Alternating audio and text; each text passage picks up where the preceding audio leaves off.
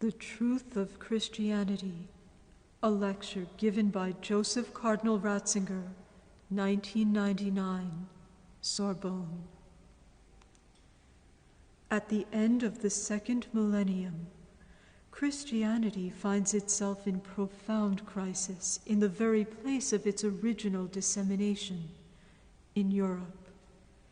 It is a crisis caused by doubt of its claim to the truth. This crisis has a dual dimension.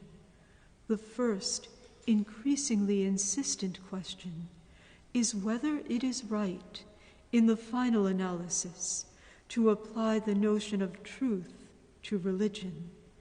In other words, whether it is within man's power to know the truth in the strict sense about God and things divine. Contemporary man feels much more at home with the Buddhist parable of the elephant and the blind man. A king of northern India once gathered all the blind people of the city together. Then he had an elephant led in front of them. He let some touch the head and said, "This is an elephant." Others were able to touch the ears or the tusks, the trunk, its back, its foot, its flanks, the hairs on its tail. Then the king asked each one, "What is an elephant like?" And depending on which part they had touched, they replied, "It's like a woven basket. It's like a vase. It's like the wooden handle of a plow. It's like a warehouse. It's like a pillar. It's like a brush." At that point, the parable goes on, they started arguing and shouting, "The elephant's like that. No, it's not." And they attacked one another and fists flew, to the king's great amusement. To today's men, this dispute among religions is like the dispute among men born blind. For we were born blind to the mystery of God, it seems. Modern thinking does not see Christianity as being in a more favorable position than the others. On the contrary, because of its claim to truth, it seems to be particularly blind to the limitation of all the knowledge we have of the divine, and is characterized by a particularly insensate fanaticism which, incorrigible, assumes that its own specific experience is everything. This generalized skepticism towards the claim to truth in the religious area is further supported by the questions that modern science has raised about the origins and content of Christianity.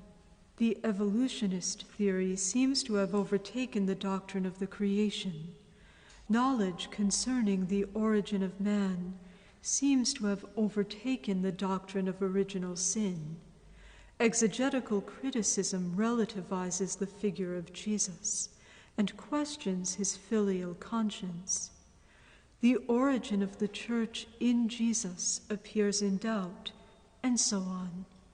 The end of metaphysics has rendered the philosophy of Christianity problematical, and modern historical methods have trained an ambiguous light on its historical bases. It is therefore easy to reduce the Christian content to symbols, not to attribute any more truth to them than to the myths of the history of religion, to see them as religious experience which should humbly take its place beside the others. In this sense, one may still, or so it seems, be a Christian. Expressive forms of Christianity are always used, but its claim is radically changed. That truth, which had been an obliging force for man and a reliable promise, is now a cultural expression of the general religious sensibility, an obvious expression for those who are European in origin. At the beginning of this century, Ernst Dritsch offered a philosophical and theological description of this, Christianity's retreat from its originally universal claim that could only be founded on the claim to truth. He had arrived at the conviction that cultures are insuperable and that religion is bound to cultures. Christianity is only therefore the side of God's face turned to Europe. The particular characteristics bound to culture and races, and the characteristics of its great religious formations which embrace a wider context, rise to the ultimate level.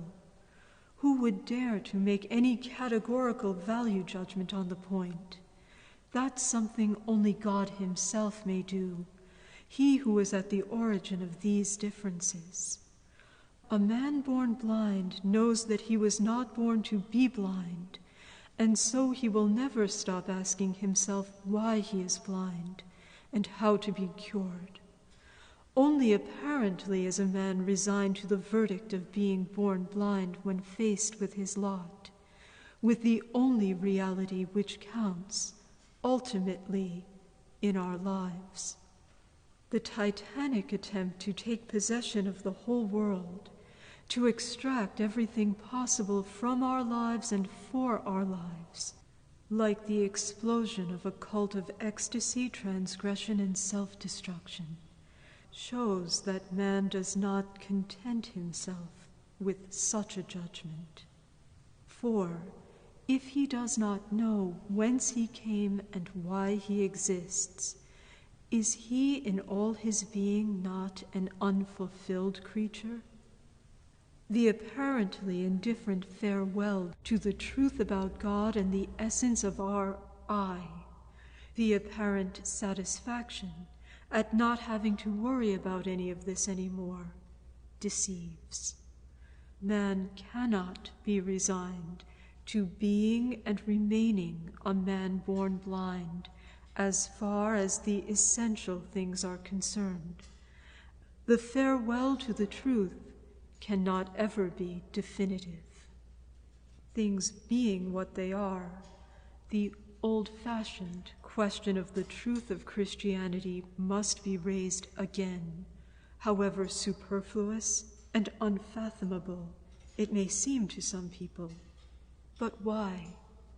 Certainly, and without the fear of leaving itself exposed, Christian theology will have to make a thorough examination of the various points that the fields of philosophy, modern sciences, and natural history have raised to counter Christianity's claim to the truth. But it must also develop an all-round vision of the problem of Christianity's authentic essence, its place in the history of religions, and its place in human life. I would like to move in this direction, highlighting how, at its origins in the cosmos of the religions, Christianity conceived of this claim it makes,